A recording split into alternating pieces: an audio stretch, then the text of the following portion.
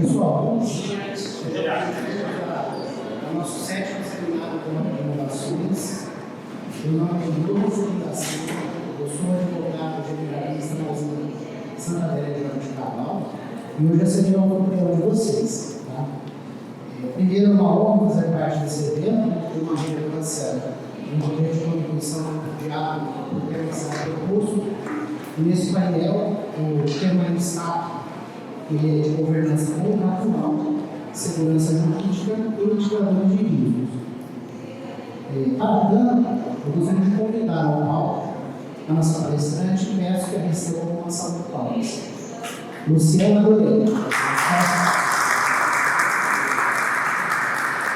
é sócia do Escritório da Câmara Nacional de Advogados.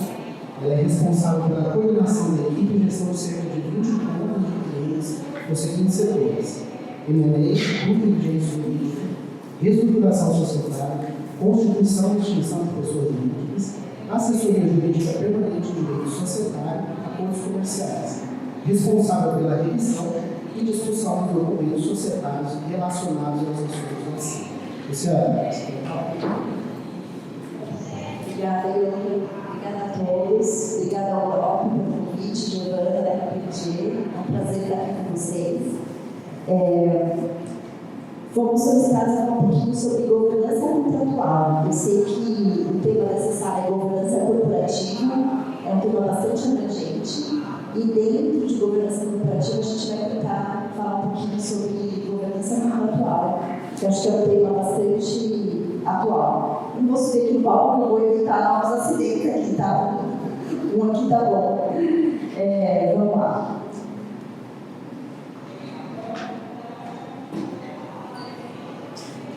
Mas,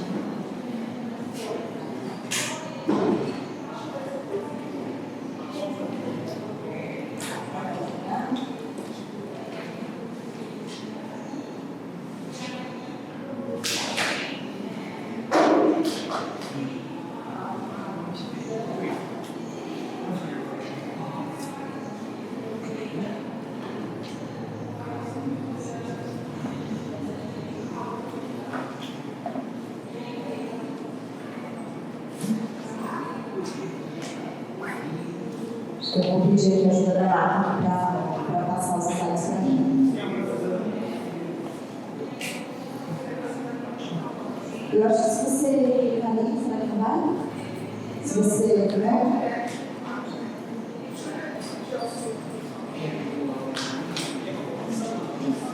Se você se importar.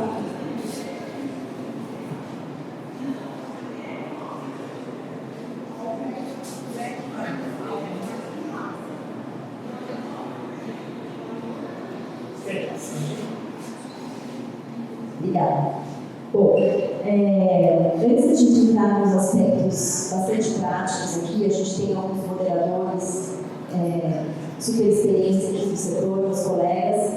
Eu gosto de fazer um pouquinho de uma introdução mais teórica, né? O advogado gosta de teoria. Então, o que eu acho importante? A gente tem um Código Civil de 2002, está em vigor desde 2002, e ele é um código que sofreu muitas críticas quando ele foi promulgado. A gente tinha um Código Civil anterior, de 1916, que era bastante técnico, já com alguns entendimentos bastante consolidados, inspirado no direito alemão.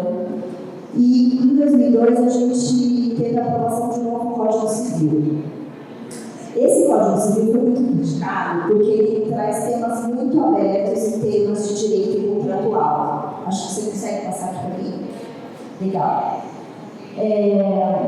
Então, assim, o princípio básico da interpretação do Código Civil de 2002 é a vontade das partes. Então, existe um artigo 112 que trazia muito vários interpretadores do direito, os juízes, os advogados, quando havia uma disputa no contrato, qual era a verdadeira intenção das partes ao escrever a cláusula daquela maneira. Então, o sentido literal da cláusula, muitas vezes, ele era menos relevante base é algo que não está explícito ao contrato, né? Não tem, se a gente tiver uma cláusula mal corrigida, ela não está lá posta no contrato. E, somado-se a isso, a gente tem vários conceitos abertos no Código Civil, né? Como, por exemplo, a função social do contrato, a teoria da imprevisão, que permite as partes pleitearem a revisão contratual por eventos imprevisíveis, né? Então, vários aspectos abertos que a gente não pode deixar de pontuar, que traziam uma certa segurança jurídica para nós, né? Então, acho que esse é o principal ponto. A gente tem um código com pontos abertos e traz uma segurança jurídica. Então, uma cultura muito grande de judicialização dos temas, inclusive dos temas contratuais, né? Quem aqui não passou por discussões, contratos de empreitada super comuns, as partes ficarem anos brigando por um reequilíbrio econômico-financeiro, né? Isso era quase que uma coluna do escritório, e a gente ficava anos discutindo, analisando a documentação para entender o que era um evento imprevisível. E a gente ficava debatendo se era um evento imprevisto ou imprevisível, o que poderia ser um evento imprevisível de acordo com um especialista da área. Então, é todo um cenário, né, que tem uma justificativa de Primeira, Segunda Guerra Mundial, mas todo um cenário que propicia a revisão de contratos, mesmo eles sendo celebrados por pessoas jurídicas capazes, assessoradas por advogados e tudo mais. E aí, o que aconteceu, né? Em 2019, acho que a gente pode passar para o próximo slide, né? A gente tem a Lei da Liberdade Econômica, uma lei relativamente recente, né, que teve por objetivo reduzir a burocracia. Os princípios basilares dessa lei foram a redução da burocracia.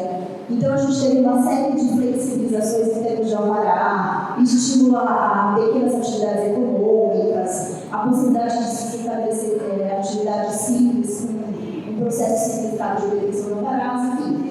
E na parte contratual, alterações importantes, né, na forma de interpretação dos contratos, de forma que hoje os contratos civis e comerciais que tenham sido celebrados por pessoas capazes, que foram assessorados por advogados, cabe ao juiz privilegiar mais a redação, né, a interpretação autêntica da cláusula.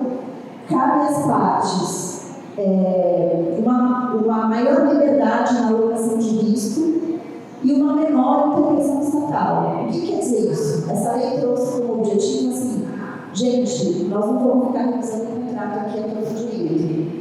E a gente já tem reflexo disso nos tribunais, né? Então, eu acho legal trazer aqui o enunciado da Jornada de Direito Civil, que trouxe expressamente, né, isso de uma forma clara. A cláusula geral, contida no artigo 422 do Código Civil, impõe ao juiz interpretar e, quando necessário, suprir o pedido de contrato segundo a fé objetiva e entendida como a exigência de comportamento leal dos contratantes.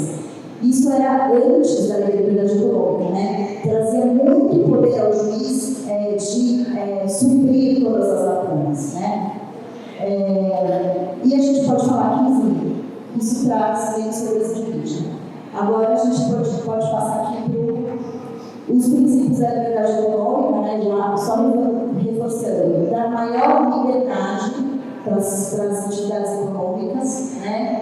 A boa-fé a todo momento, a intervenção excepcional do Estado, ou seja, isso quer dizer menos judicialização, né? O Estado não vai ficar intervindo em assuntos de particulares de pessoas capazes.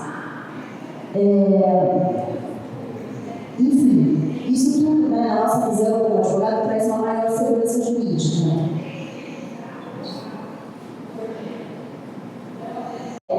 Em contraponto ao artigo 112 do antigo Código Civil, que falava que o contrato tem que ser interpretado à luz da vontade das partes, né, uma relevância menor ao que está escrito, o artigo 113, alterado pela Lei da Liberdade Econômica, traz os seguintes princípios, né? O negócio jurídico deve ter o seguinte sentido: ao interpretar então o contrato que está em disputa, as partes devem procurar o seguinte sentido: o comportamento das partes posteriormente à negociação, né? Os usos e costumes e as práticas do mercado, a boa-fé, e ele tem que ser mais benéfico a parte que não redigir o dispositivo. Por isso que é tão importante hoje a gente ter contratos redigidos de comum acordo entre as partes. Inclusive, isso muitas vezes é uma declaração que a gente coloca no contrato, de que ele foi redigido pelas partes. Então, tudo isso tira um pouco o poder do Estado na revisão dos contratos e na interpretação dos contratos, e dá mais liberdade para as partes contratarem. Por isso que a lei chama de liberdade econômica. E com isso, procura-se incentivar a atividade econômica. Aqui também, outra alteração da lei da liberdade econômica para exemplificar, né?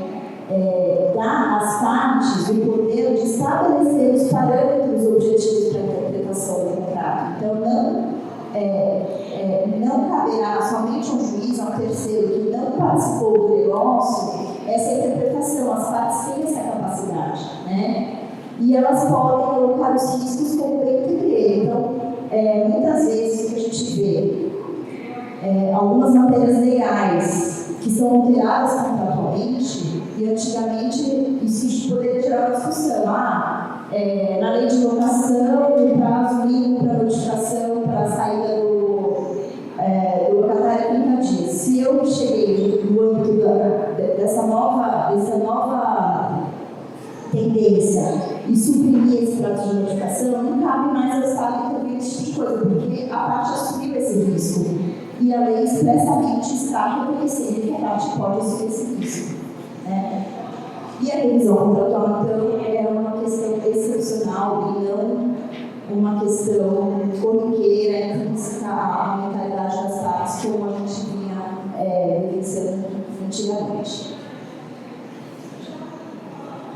Aqui a gente vê, assim, diversos tribunais já estão adotando isso em diversas matérias, seja em matéria de locação, seja questões de grandes distribuidores de bebidas, que é uma lei que é antigamente considerada de ordem pública, que tinha uma maior proteção e intervenção estatal, e também em assuntos relacionados aqui às usinas, aqui, como a gente vê aqui, num contrato de arrendamento.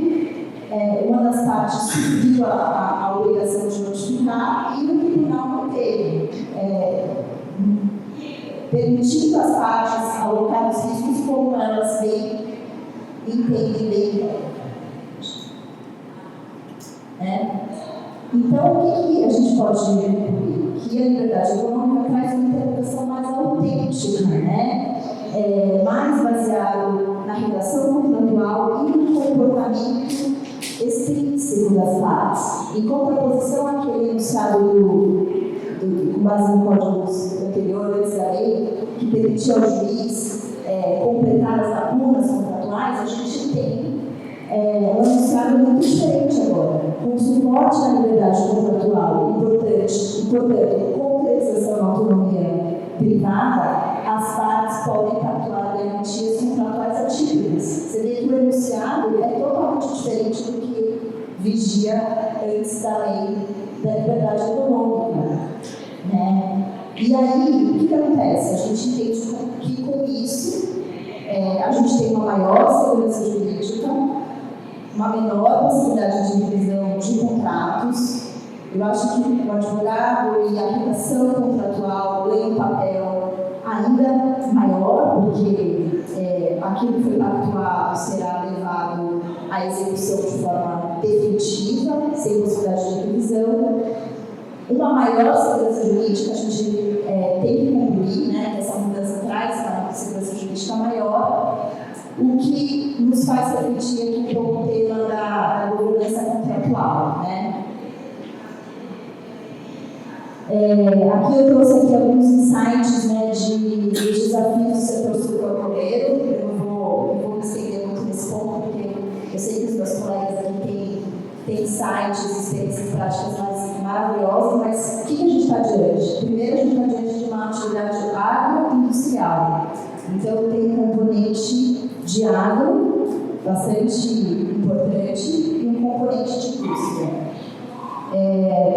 Por estar no agro, a gente já tem desafios de eventos imprevisíveis, questões climáticas, né? Então, todo ano aqui a gente tem acompanhado desastres climáticos. Esse ano, enchentes, há 2, 3 anos atrás, aquela seca que gerou quebra de cana, enfim. Toda a mudança climática por si só já é um elemento de risco inerente às atividades das usinas de açúcar e etanol, né?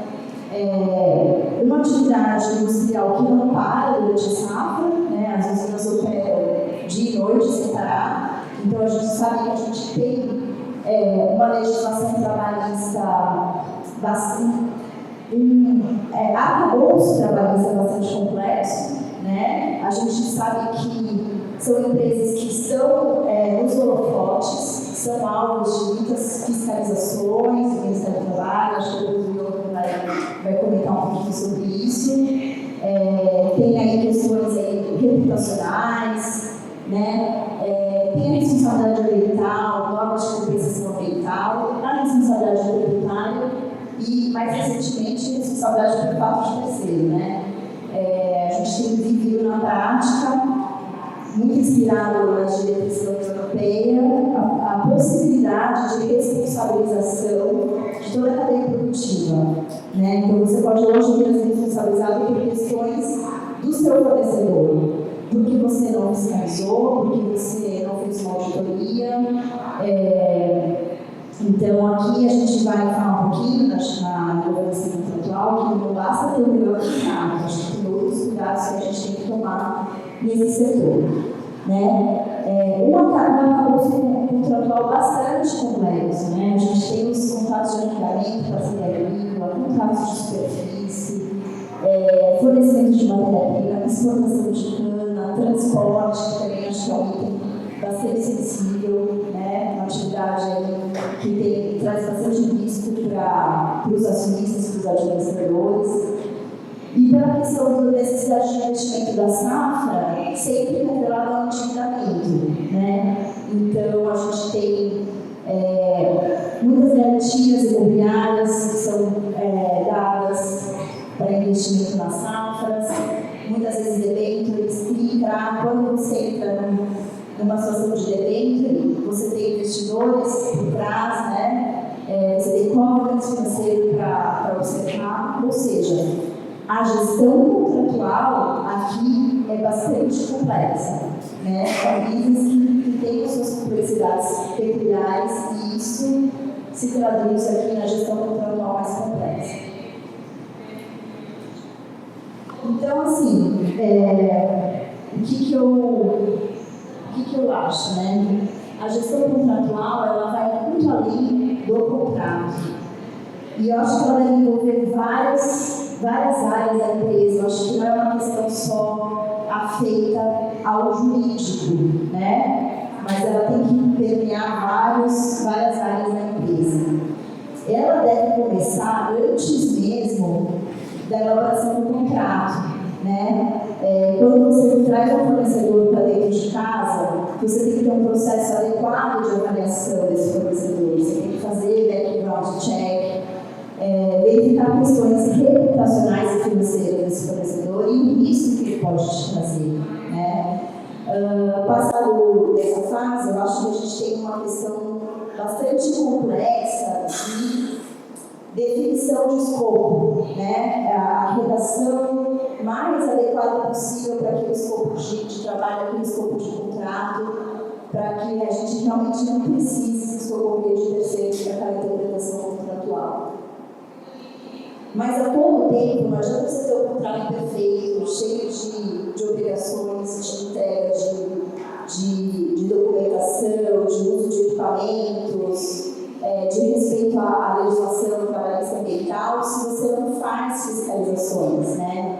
Então, a todo tempo, para você evitar trazer esse risco, né? Então, acabar mitigando esse risco, é importante que você faça, que as empresas façam façam fiscalizações periódicas, se possível até automatizadas, que tenham uma gestão adequada das comunicações entre as partes, das multas contratuais, né? Como que você gerencia o descumprimento contratual e a aplicação de uma multa? Muitas vezes, quando o assunto vem para o advogado, já passou, ninguém notificou, ninguém reclamou do serviço, ninguém recusou a entrega, não teve adequada formalização e comunicação entre as partes. Então, a gestão contratual adequada, ela passa por uma comunicação efetiva entre as partes. Por isso que eu comentei que não está só o jurídico, mas as áreas de negócio têm que estar extremamente envolvidas nessa gestão contratual, né? E aí a gente vai para questões de controle de pagamentos, né? Atrasos no pagamento, aí questões mais financeiras e até mesmo responsabilidades pós-contratuais, né? Por exemplo, na área que eu atuo muito, que é a área de compra e venda de empresas, M&A. O contrato de M&A ele tem uma vida de 7 a 10 anos, porque geralmente a gente, depois da operação concluída, as partes continuam obrigadas a responder por contingências, por dívidas anteriores ao fechamento. Então, é um contrato que requer uma administração pós-contratual muito efetiva, né? Para que a gente não perca dinheiro, não deixe dinheiro na mesa e traga valor para a companhia e para o acionista. Então, como você vai gerenciar essas obrigações pós-contratuais no contrato de M&A? A verificação de earnouts, atingimento de metas, a notificação tempestiva a respeito de passivos, todas essas questões formais são extremamente importantes nesse ambiente, né? Então, tudo isso passa pela gestão contratual que a gente está trazendo aqui. E aí a gente tem também temas relacionados à tecnologia, né? Que eu acho que os meus colegas aqui vão poder comentar um pouquinho também. Hoje a gente tem processos de automação de contratos, a gente tem processos de automação de diligências periódicas à disposição, uso da inteligência artificial. Não é só a gente que usa a inteligência artificial, mas os nossos próprios fiscalizadores já se utilizam dessa possibilidade. E aí também passa por um processo de estabelecimento de processos muito bem estruturados, né? O que eu sinto um pouco como advogada externa é que às vezes tem empresas que não têm qualquer processo estabelecido e tem empresas que têm muito processo também. E às vezes processos que se repetem, que se interligam. Eu acho que o excesso de processos e os processos paralelizados, repetitivos, às vezes ele é tão prejudicial quanto a falta de processo, porque às vezes você chega numa situação, você não tem contrato, porque a parte não conseguiu ainda finalizar e cumprir todos os processos. Às vezes não existe uma clareza na empresa. Você chega no final, você acha que chegou no final, opa, você já falou, olha, tá, volta e começa todo o processo de novo, né? Então, o estabelecimento de níveis de serviços, eu acho que hoje, se eu for dizer, a gente 100 em cada 100 empresas tem uma dor, que é os SLAs, os seus últimos internos, e os advogados sofrem uma pressão muito grande por isso. Por um lado, tem que atender seus clientes internos, as áreas de negócios. Por outro, sempre com cada vez menos headcount, menos recurso. Então, qual que é a solução mágica para isso, né? Ela passa por tecnologia, certamente, ela passa pelo estabelecimento de processo, mas eu acho que é uma questão de mindset que envolve toda a empresa. Eu acho que é isso. Eu abro aqui para os meus colegas aqui para a gente debater um pouquinho mais sobre a questão aí dos processos e da governança contratual. Acho que é o tema de maior interesse aqui para o nosso painel de hoje.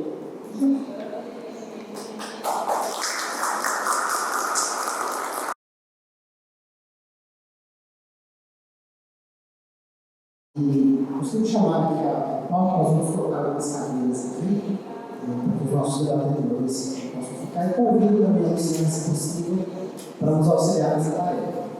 Gostaria de chamar aqui a Lívia Branda Frutin, que é a gerente executivo jurídico, compliance e governança corporativa da Luiza, e também o Gleison Matos Ferreira de Faria, que é gerente jurídico da Atos. Salve de palmas também. Eu gostaria de começar com uma provocação que é ao começo. Reforçando que a importância da administração contratual, você tem entendido mesmo para ser um meio de fiscalização dos órgãos governamentais. Bom dia a todos.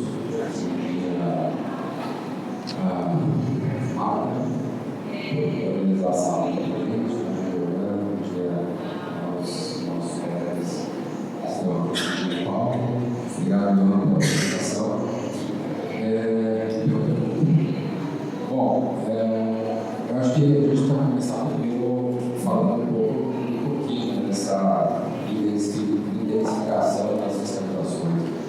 Acho que no nosso setor, na cadeia logística, a gente teve ao longo de muitos anos, falando aqui mais ou menos de 20 anos, a gente teve muita precarização da mão de obra por parte de fornecedores, em especial fornecedores de cana, que são os produtores agrícolas. E por conta disso, teve uma atuação muito forte por parte dos órgãos fiscalizadores. E apesar das multas que vinham sendo aplicadas, as penalidades severas, isso foi mudando muito a passos lentos. Então, a fiscalização se viu na necessidade de atuar de forma muito mais incisiva. E ultimamente eles têm sido absolutamente rigorosos nessa fiscalização. E buscando até um reforço para essa atuação dos órgãos fiscalizadores, do Ministério do Trabalho, Ministério Público do Trabalho, até mesmo órgãos ambientais, eles vêm, de uma certa forma, buscando a responsabilização das usinas como sendo a destinatária final da matéria-prima, na cadeia produtiva. De novo, a intenção é reforçar a necessidade de uma atuação diferente à precarização desenvolvida. Então, a gente acaba sofrendo os efeitos dessa intensificação da fiscalização.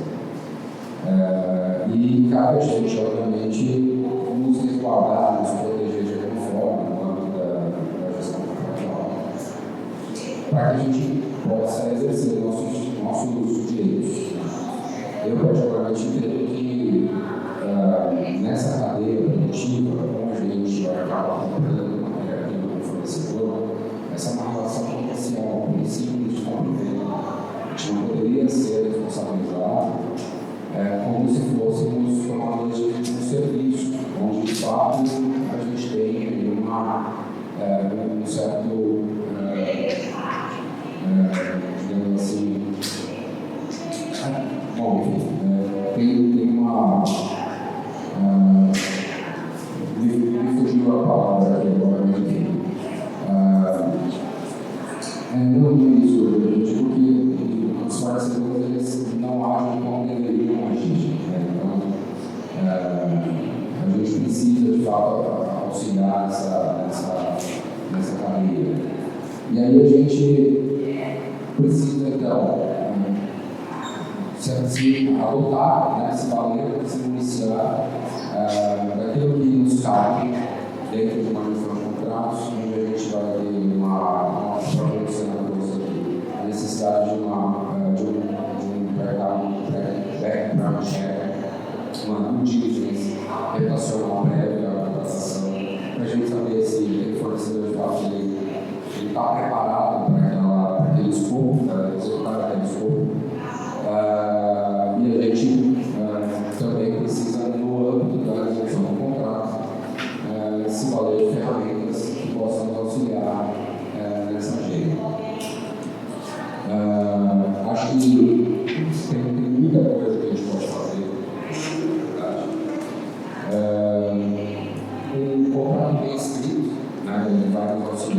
inclusive, para uma boa defesa administrativa no caso de uma fiscalização, uma autuação.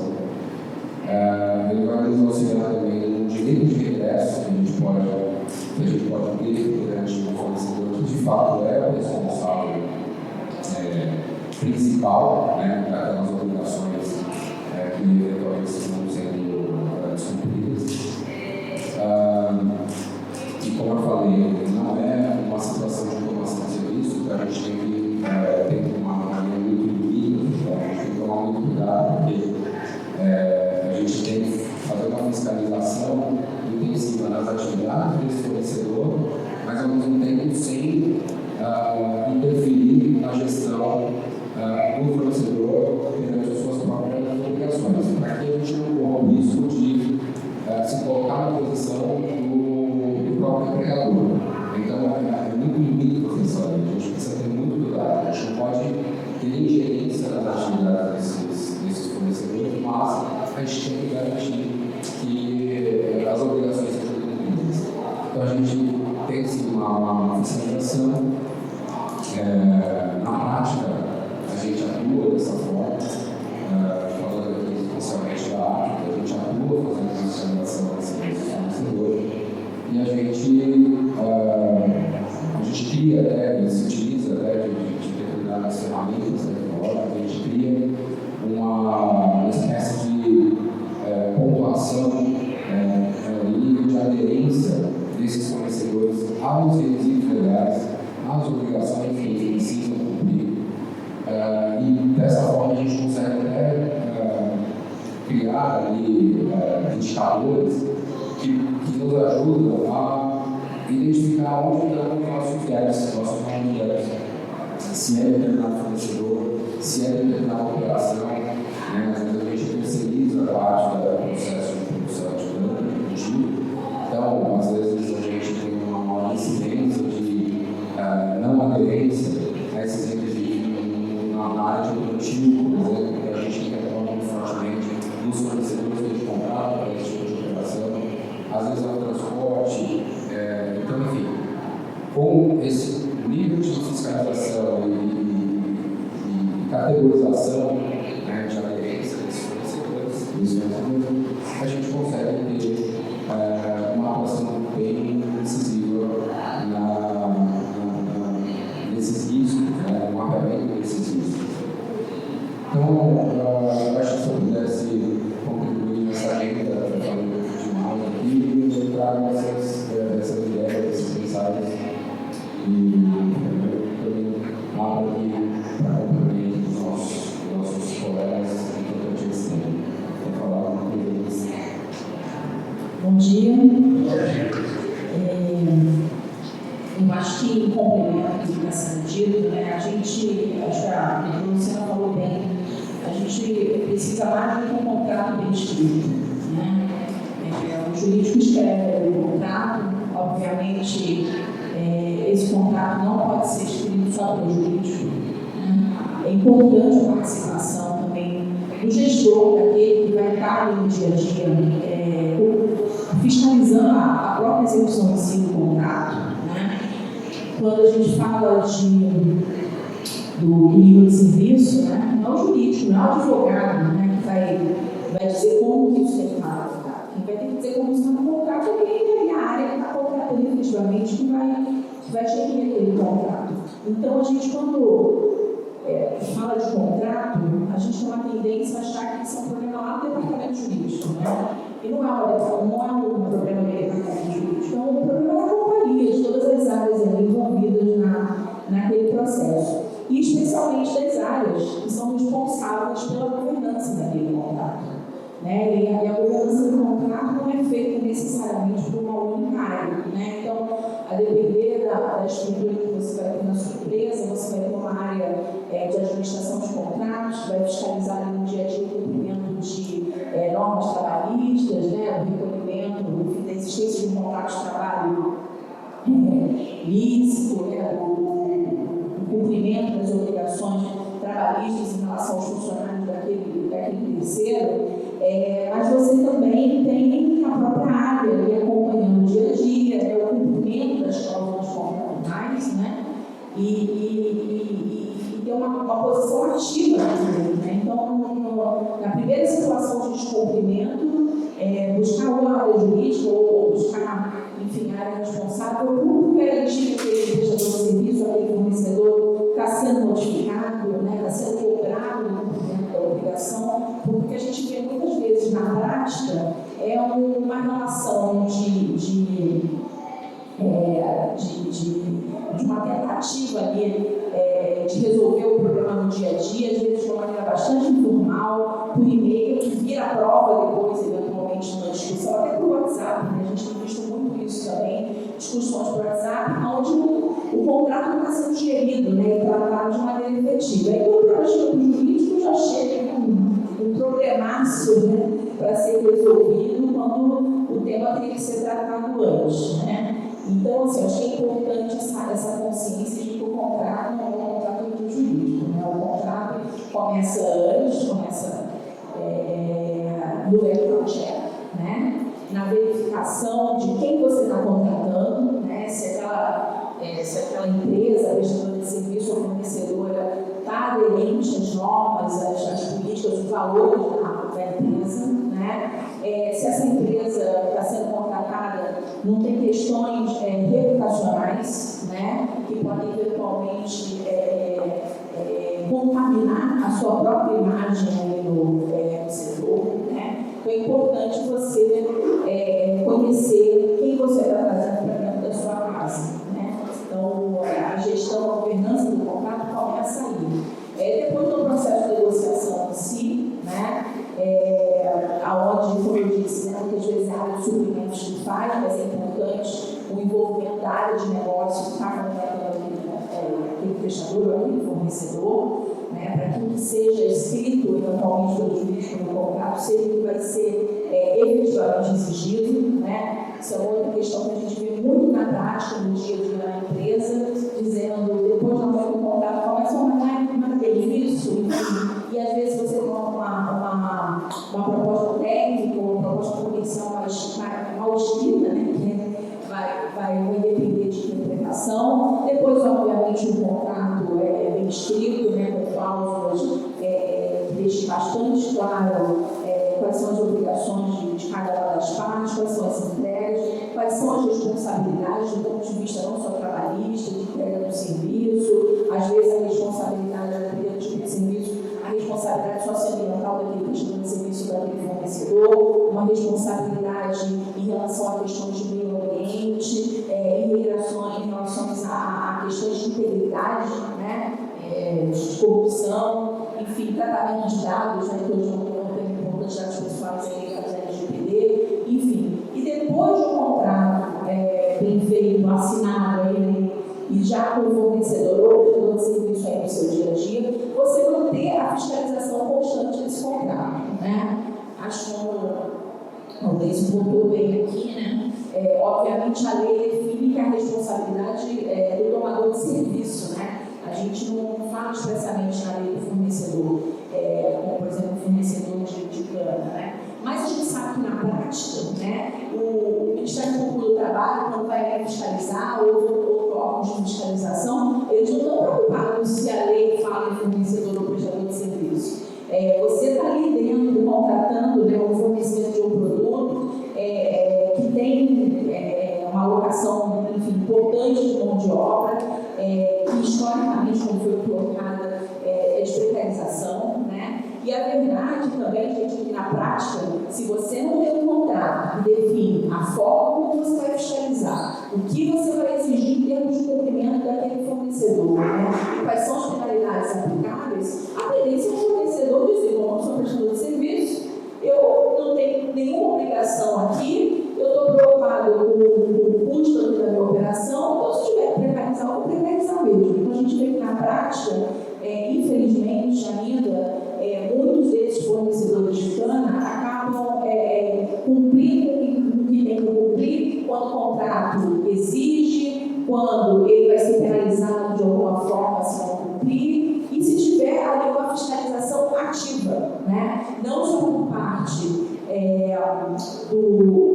da própria área, enfim, de negócio que contrata, mas às vezes pela área, por exemplo, de saúde e segurança do trabalho, que faz visitas no órgão para olhar cumprimentos de GR, condições de alojamento, né? Situações que podem caracterizar o trabalho análogo à escravidão.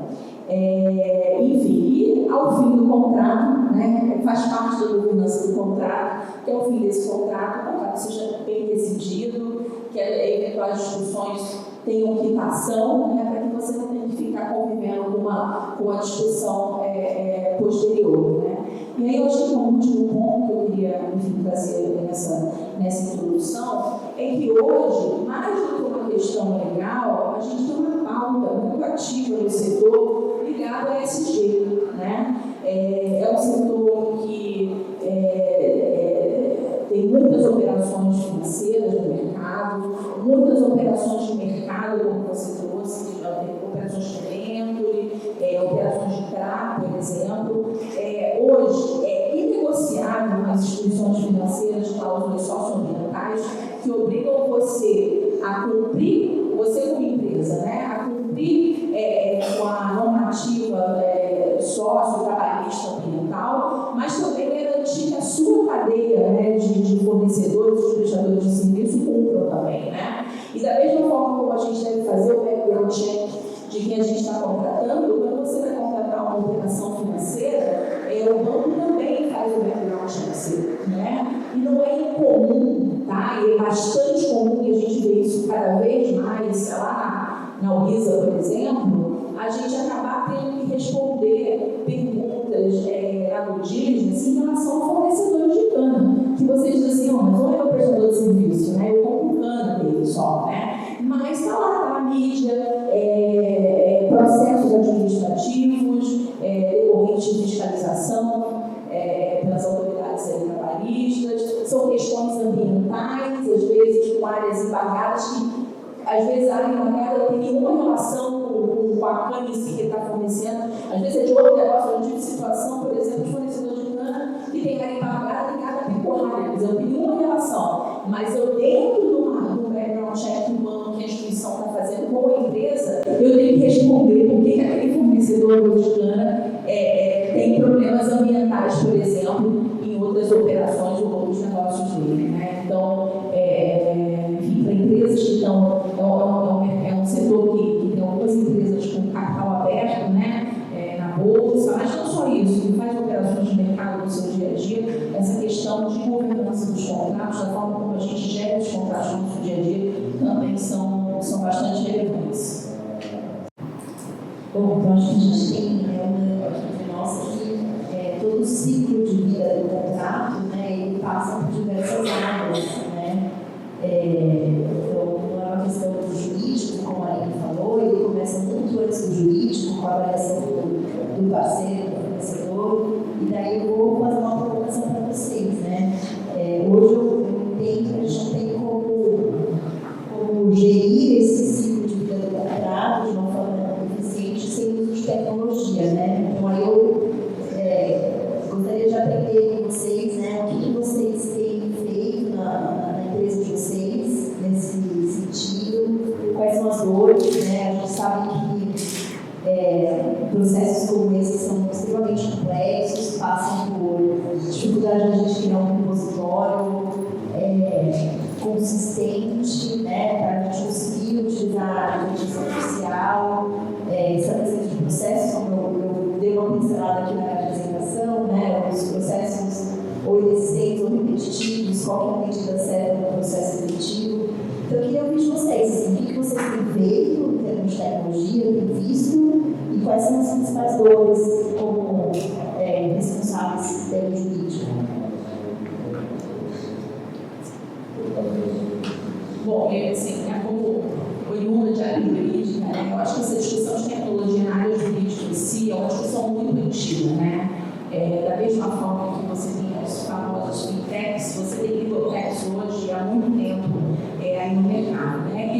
E há muitos anos, né, acho que há mais de 20 anos, né, a área jurídica tem se estruturado com ferramentas, com sistemas, repositórios de documentos, de contrato, que ajudam a fazer a gestão no dia a dia de cláusula, de conhecimento, enfim.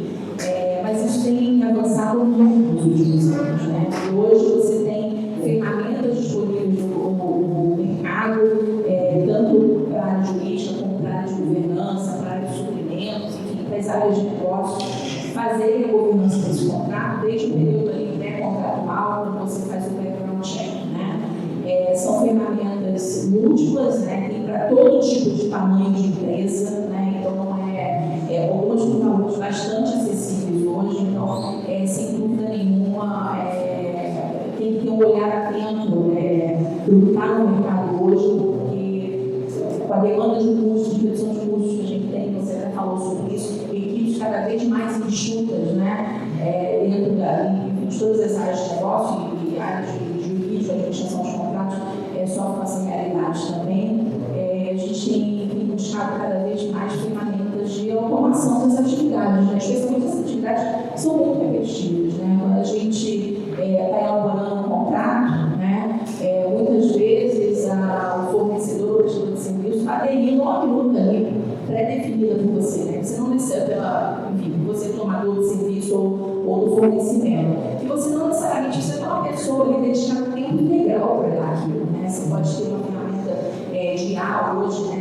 Para gerar essa minuta contratual, um sistema que cuida de todo o processo, toda a cadeia de geração desse contrato, dentro da própria plataforma, até a assinatura, enfim, efetiva, e deixar, né, os profissionais da área com uma atuação mais estratégica, né? Liberar tempo desses profissionais para que eles tenham uma atuação mais estratégica ali, não só o pensar, né, nas minutas, o que a gente pode melhorar, o acompanhamento do que tem vindo em termos de mudança legislativa ou de boas práticas do mercado, né? Porque a gente não pode esquecer disso. Quando está falando do SG, está falando de boas práticas de mercado, né? Então, a gente ter pessoas focadas em olhar isso, trazer melhorias o tempo todo e ficarem afundadas, né, em atividades que são repetitivas. Na gestão de contratos também, né, hoje o uso de IA tem crescido muito, por exemplo, para a revisão automática de documentos que são obrigatórios dos serviços fornecedores entregar aí uma periodicidade mensal ou até no início do contrato, quando você vai integrar essa mão de obra com atividades, né?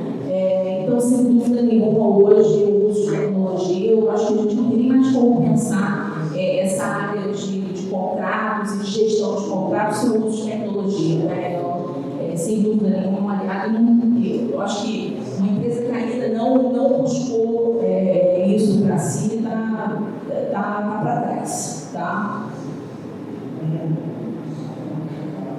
Muito bem colocado. Acho que todos os temas aqui realmente são bem interligados, né?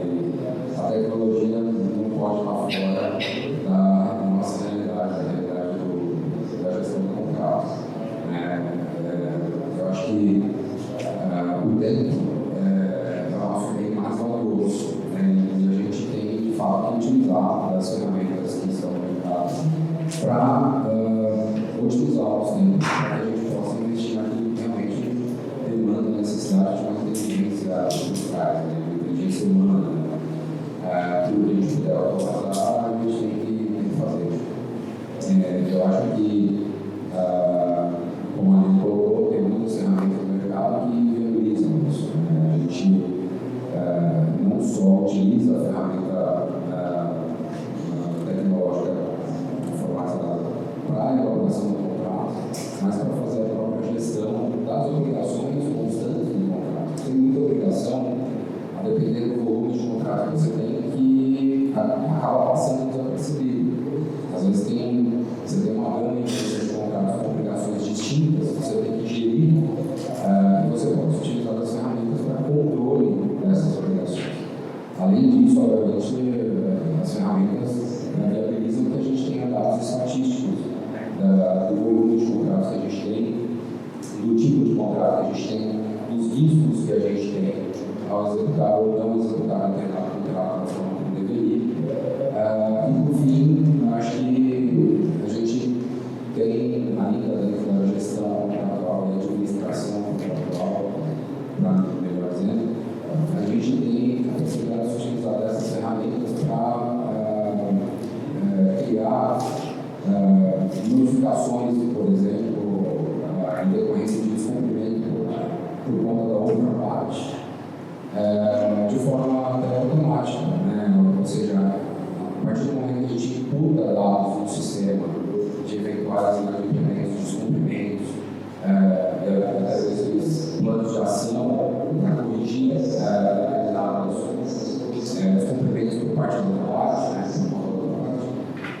gente pode gerar ou customizar, configurar a ferramenta para que a gente tenha notificações automáticas, exatamente na busca de um maior controle do cumprimento dessas obrigações e da própria gestão do contrato. Como a Aline colocou aqui, tem inteligência artificial que faz a leitura de documentos, quem faz a leitura de contratos também. Nós estamos exatamente neste momento aqui, implantando uma ferramenta que vai trazer essa melhoria para a Atos. A gente consegue trabalhar, obviamente a gente tem as nossas minutas, que são as minutas padrão que a gente utiliza, mas não são raras as vezes que a gente se depara com a necessidade de utilização da minuta da outra parte. Quando a gente tem, do outro lado, uma empresa que é muito grande ou que é única no setor, né? Enfim, muito específica também, um tipo de serviço muito específico, demanda um contrato específico. Então a gente recebe esses contratos, a ferramenta faz a leitura, uma primeira leitura, né, do instrumento e traz para a gente algumas informações que a gente também acaba customizando no processo de implantação, informando-se aquelas cláusulas que a gente considera como cláusulas éticas, por exemplo, cláusula de anticorrupção, LGPD e outras regras que a gente tem, sigilo, etc. Se essas cláusulas estão nessa minuta que a gente está recebendo ou não, e qual a forma que isso está redigido, e se atende à necessidade que a gente estabelecer de forma prévia. Então, acho que a gente precisa e deve utilizar as ferramentas no nosso dia a dia, elas estão aí para isso. E isso facilita muito a nossa vida, não só do departamento jurídico, mas da companhia como um todo.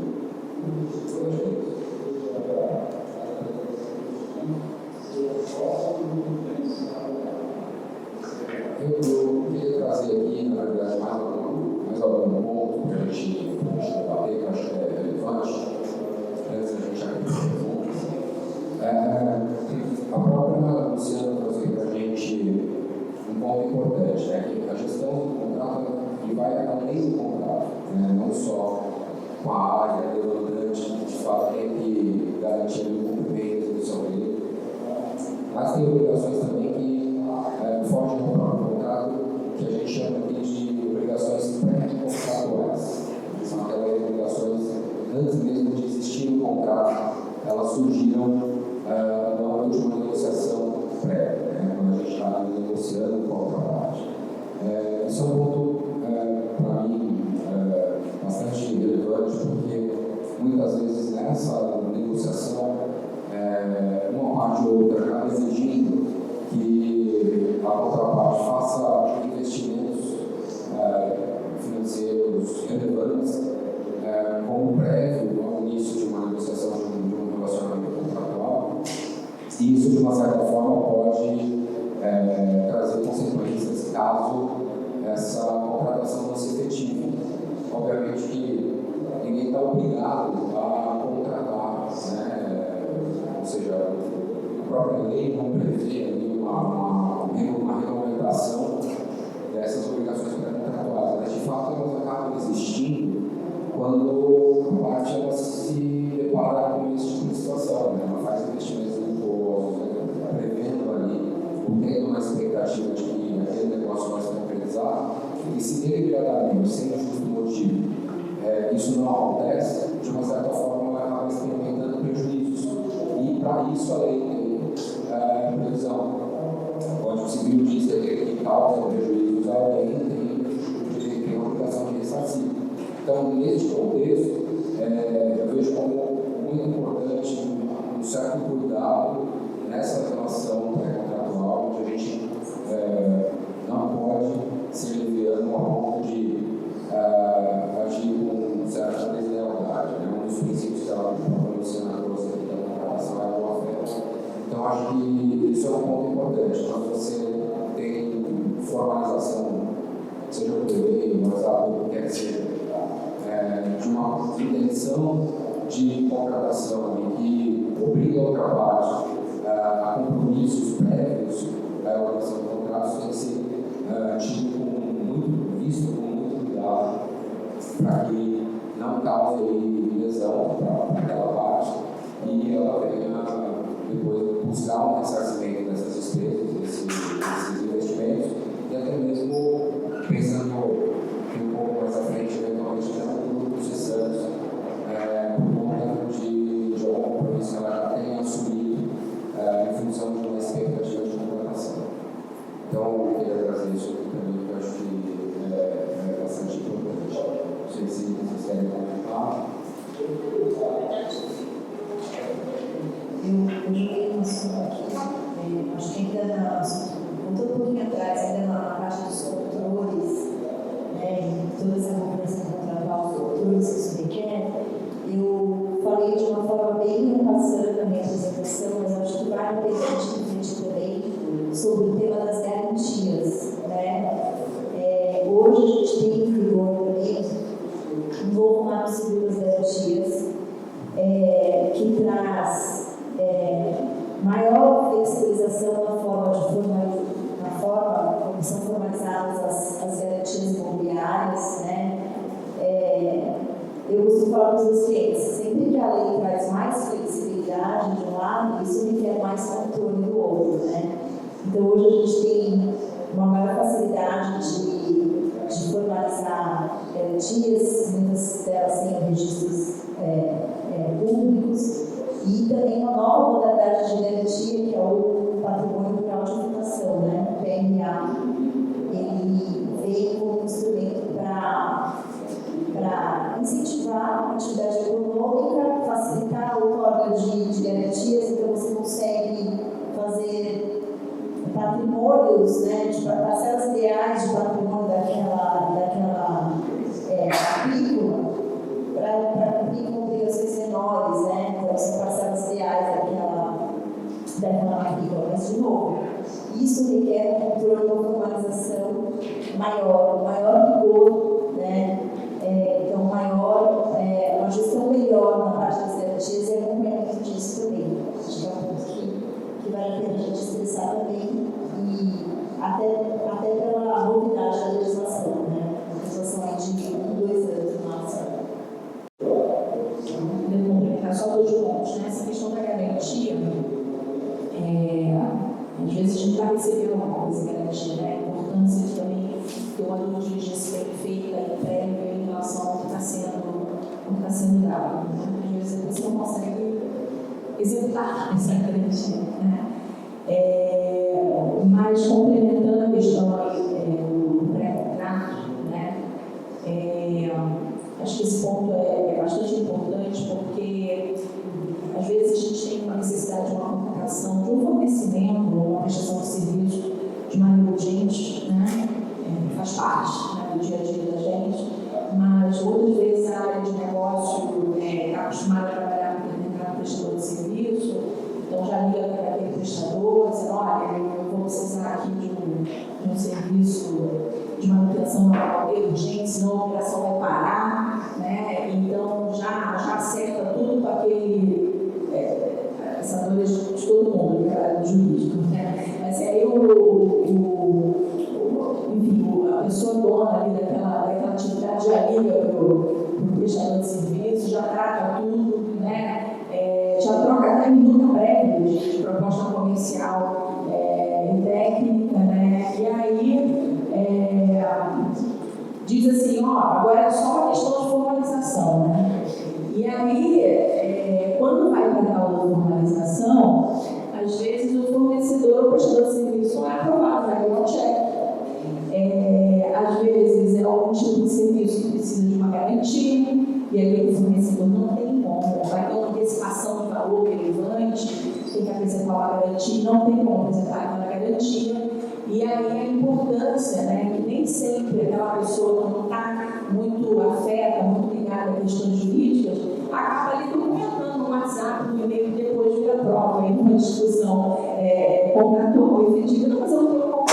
Não, você tem um contrato, por lei você tem um contrato, e você vai ser responsável eventualmente até pelas perdas que aquele fornecedor vai ter, porque você garantiu para ele que o contrato era uma formalização,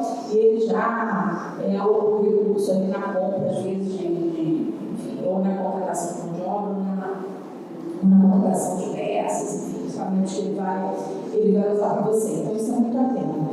Muito importante ter essa atenção. E aí eu já falei, né, mas eu vou reforçar, sempre aí na vida, né, esse contrato, quando a gente toma esse contrato, cuidado, né, no que se escreve, né, no e-mail, no que se fala na reunião, e muitas vezes o cuidado que se deve ter, a depender da reunião que você está tendo ali com o seu fornecedor, de estar bem registrado numa ata, né, para que não haja dúvidas do acordado estabelecido entre as partes, né? Curioso, né? Como as coisas são as mesmas, né? A gente se depara com as situações aqui que são muito comuns. Eu acho que só para finalizar, pegando um pouquinho desse gancho, falando de uma situação pré-contratual, acho que é tão importante quanto a gente formalizar, né, aquilo que a gente de fato está negociando, mas tomar certas cautelas com relação a como está aí uma legislação atual, por exemplo, a LGPD, né, a Lei de Proteção de Dados. Muitas vezes a gente,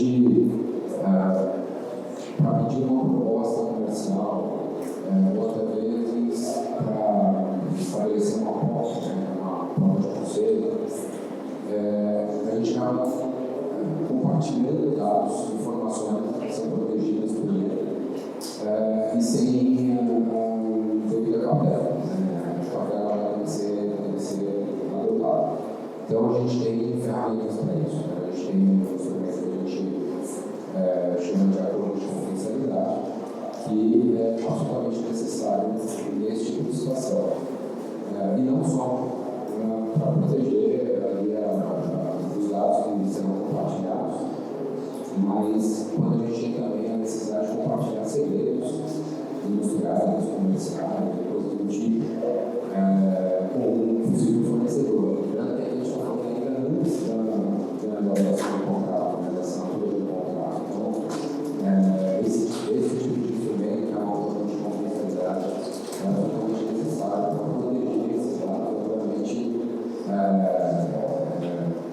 inibir qualquer desvio por qualquer outra parte com relação a esses dados. Esse acordo de confidencialidade tem que ser elaborado com uma certa penalidade, que seja de fato inibitória, pode ser algo singelo, porque senão não vai ter nenhum efeito. Então, acho que nesse contexto é algo importante que a gente está trazendo para a discussão.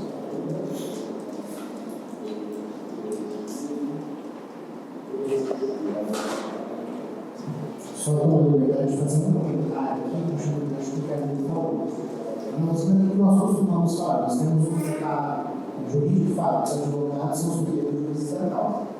Quando eu chego para os procuradores, para o pessoal da disciplina, eu falo, vocês são os primeiros advogados do mundo.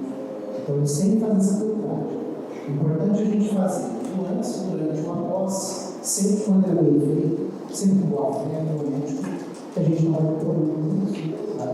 Eu gostaria de agradecer aos nossos trabalhadores, à nossa palestrante, e pelos comentários que fizeram, o debate foi produzido. E eu vou abrir agora um espaço para perguntas. Quem gostaria de fazer, eu só vou pedir para a Marta, você tem mais um microfone? Aí eu vou passando e deixo o outro controlar depois.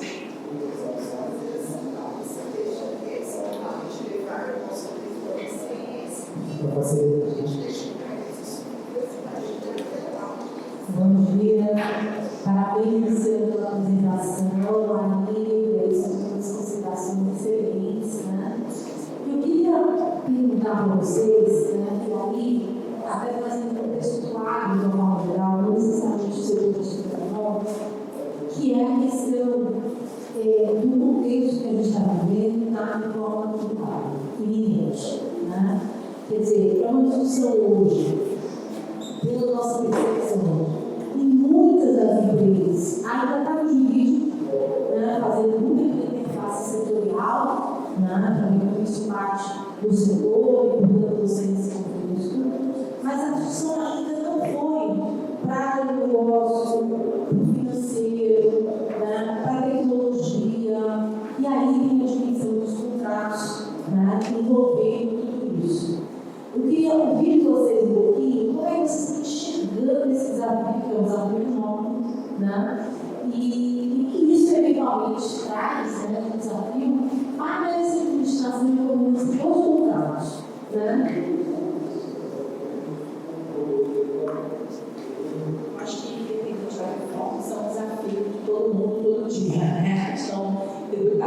fiscal no Brasil.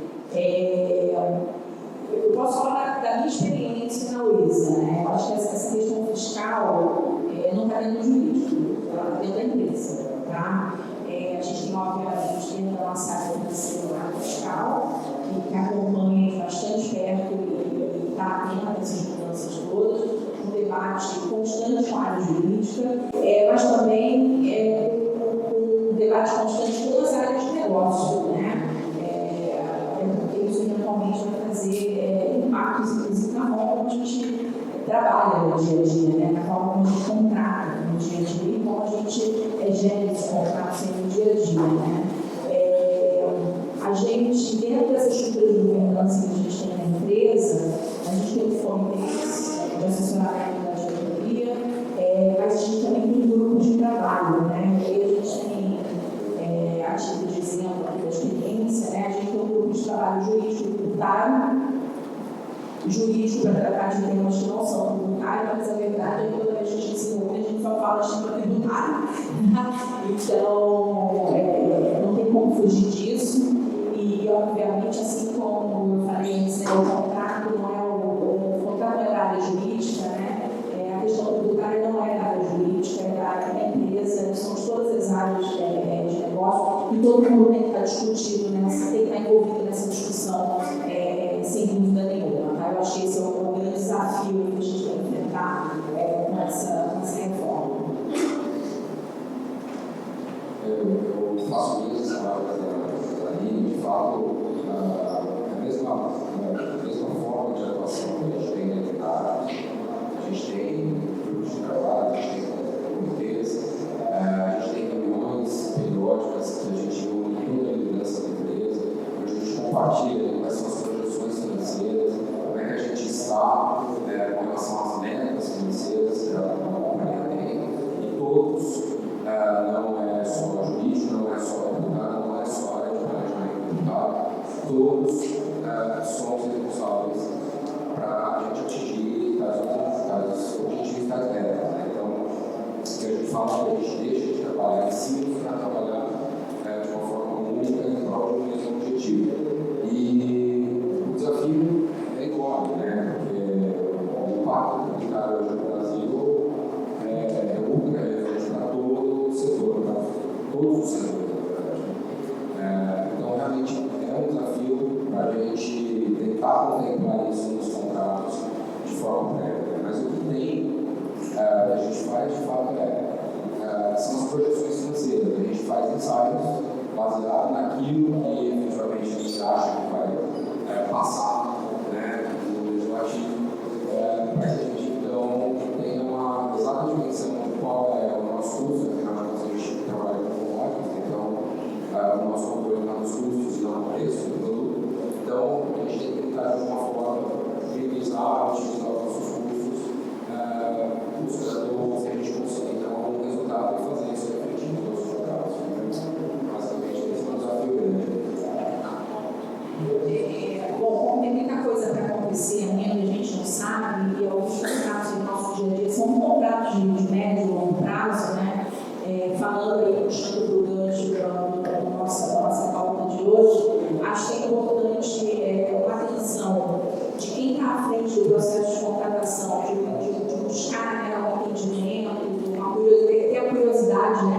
Sabendo que isso é uma pauta, né? Enfim, está ali na mesa, ter a curiosidade de trabalhar em parceria, por exemplo, com a sua área fiscal, dentro da sua empresa, para entender se potencialmente naquele contrato de médio e longo prazo você não pode ser impactado, né? E aí, obviamente, na hora de se fazer o bom contrato, como a gente falou, a gente ter uma previsão de desequilíbrio econômico-financeiro, algo que, enfim, que permita até uma revisão desse contrato no momento em que você tem uma reforma, uma nova lei que talvez traga impactos sensíveis, enfim, no custo daquele contrato, no preço daquele contrato, tanto para quem está tomando o serviço, mas também para quem está amarrado na prestação de serviço ou no fornecimento aí nessa visão de longo prazo. Tá? Acho que esse é um tema super importante, porque a gente vai passar por uma mudança drástica, um setor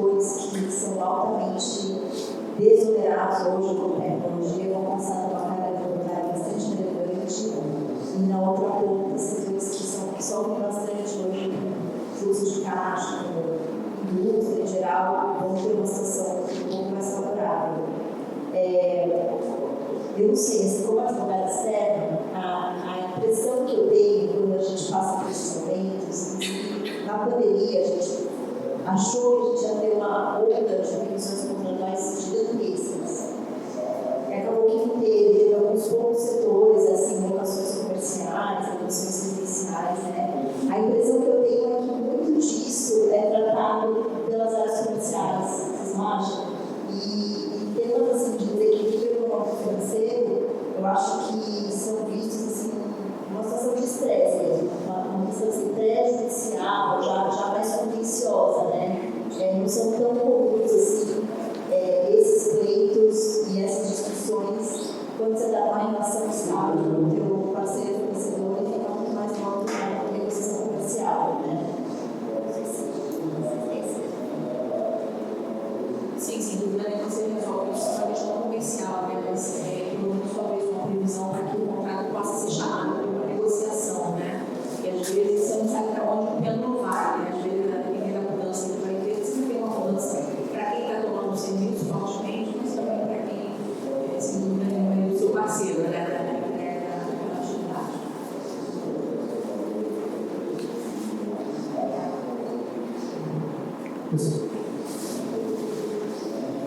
Olá, bom dia a todos, parabenizá-los, né, pela exposição aí no debate. Meu nome é Antônio, sou da oficina Caeté.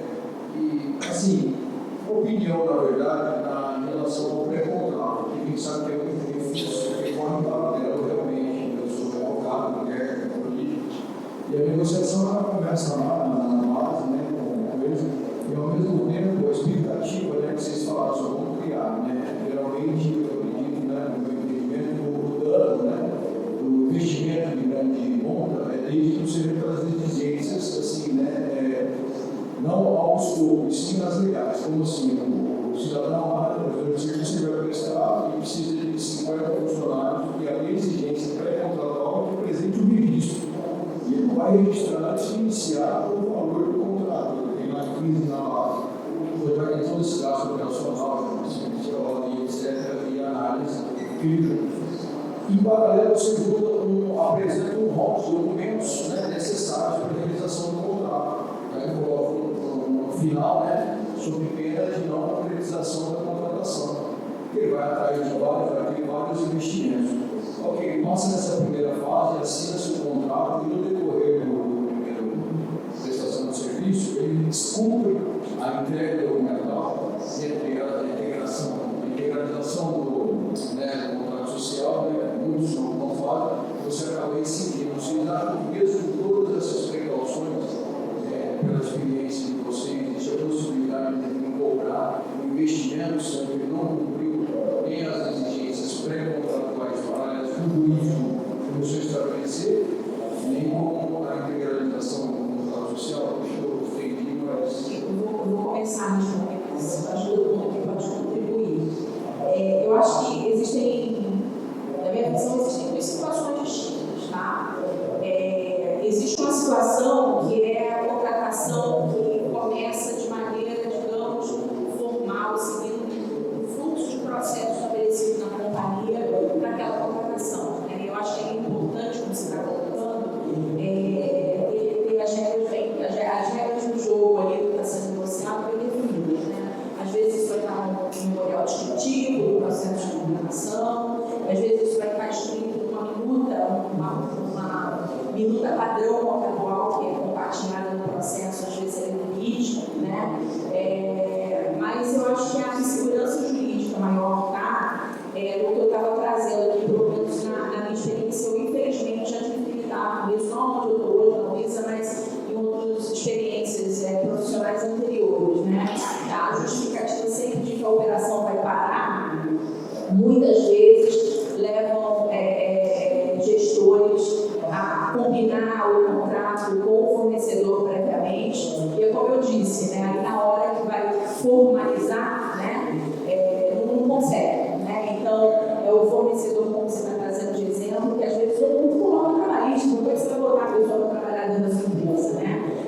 Isso, sem dúvida nenhuma, é um desafio. Mesmo um país que, além da legislação tributária complexa, tem uma legislação trabalhista complexa, que deixa muito claro a responsabilidade de quem está tomando o serviço de fiscalizar e leva em tese as empresas que prestam serviço saber, né, de que elas, numa certa medida, elas têm que comprovar o cumprimento de legislação, muitas vezes isso não acontece na prática, né? E não só isso, já na Luísa, né, a gente teve uma situação recente do contrato extremamente importante, né, de uma prestação de serviço de longo prazo, né, um contrato de 5 anos, que no primeiro foi um bid relevante, feito com uma série de empresas, e na hora de negociar o contrato em si, já com a outra contraparte conhecedora dos termos contratuais, ela não quis aceitar as condições de nível de serviço que são colocadas no contrato. Então, não foi possível seguir com a contratação, né? Então, o risco do pré-contrato, que eu vejo maior, não são necessariamente os processos que seguem com a governança do rito da contratação. É mais nessa justificativa do dia a dia, vai sempre existir uma realidade, obviamente urgências vão existir, mas a urgência tem que ser um pouco fora da curva, né? Tem que ser a exceção, né? E aí é muito importante que no tratar de exceção se tome cuidados, porque infelizmente é raro, digamos, não é com frequência, mas pode acontecer de você ter alguém alegando algum tipo de prejuízo e se aventurando, vamos dizer assim, numa discussão até em processo, né, judicial em relação a isso. Essa foi uma minha experiência. Eu concordo com o que falei, né? Mas eu também vejo aqui que tem situações diferentes, né? Quando você exige um cumprimento legal, você vai contratar e vai ceder mão de obra, e você exige que essa mão de obra seja regular, regularmente contratada, contrato de trabalho. É exatamente o cumprimento da nossa obrigação como tomador de serviço, né, no âmbito de uma fiscalização do contrato futuro. Eu tenho efetivamente que exigir isso. Então, eu não vejo isso particularmente como um problema. Um investimento indevido que ele deveria fazer. Afinal de contas, você só vai exigir que ele cumpra a obrigação dele. Agora, se esse investimento que você está exigindo seja de fato relacionado ao escopo, o escopo específico, que ele não tem nem como reaproveitar, vou dar um exemplo aqui, sei lá, a gente vai contratar um locador de veículos e eu pedi 200 veículos. Eles foram lá comprar na montadora e no meio do caminho desistir. O que ele vai fazer com esses veículos? Ele vai ter que arrumar alguém que queira esse volume ou ele vai arcar com prejuízo. Já tem uma responsabilidade bem direta. Então, trazendo aqui alguns exemplos, eu acho que vai bem na linha que ele falou. Isso acontece muito quando a gente precisa formalizar, entre aspas, né? Formalizar algo que já está acontecendo e a gente se depara pelo caminho com uma impossibilidade de seguir para o contrato aí. A situação que eu tive numa empresa era exatamente essa. Começou-se uma conversa com a área que ia contratar um serviço de transporte relevante e numa troca de e-mails, um gestor da empresa deu a palavra de que o contrato seria fechado e, com base nesse e-mail, o fornecedor tomou um crédito com o banco para a compra de veículos para poder atender emergencialmente esse contrato. Isso virou uma discussão judicial em relação a pré-contrato. Tá? Então, é raro, mas acontece. Eu acho que hoje em dia assim, a gente tem um pouco mais de espaço para defender situações como essa. Né? Eu vi já grandes discussões em matéria de representação comercial, de exposição, que é um assunto recorrente, né? Sempre o distribuidor acabava tendo direito à indenização pela quebra do contrato. Eu vi uma discussão no Tribunal de Justiça bastante interessante já, no fundamento da lei da liberdade econômica, que o juiz falou: se vocês pré-contrataram, né, se vocês acordaram que a indenização seria essa muito inferior à legal, então não cabe o Estado intervir. Então eu acho que duas coisas, né? Óbvio, isso não pode ser levado a ferro e fogo no Brasil, tudo é incerto, né? Até o passado é incerto, mas eu acho que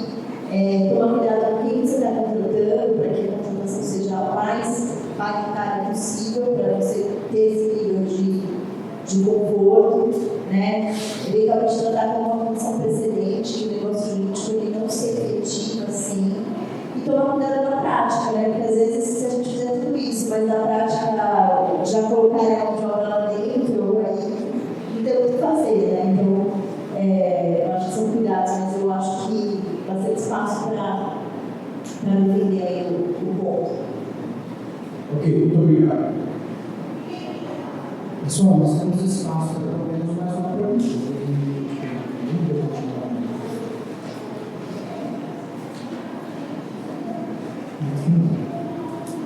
Bom, antes só de finalizar, nós temos um vídeo para passar. Antes disso, eu gostaria de agradecer a mim, a Gleison, a Luciana, a Vanessa, pelo debate, pelo conselho, que trouxeram grandes informações muito relevantes, trouxeram as experiências pessoais das companhias das quais trabalham, produzindo o escritório universitário sobre eu gostaria de já agradecer a presença de todos aqui por encher a casa. Tá? Obrigado.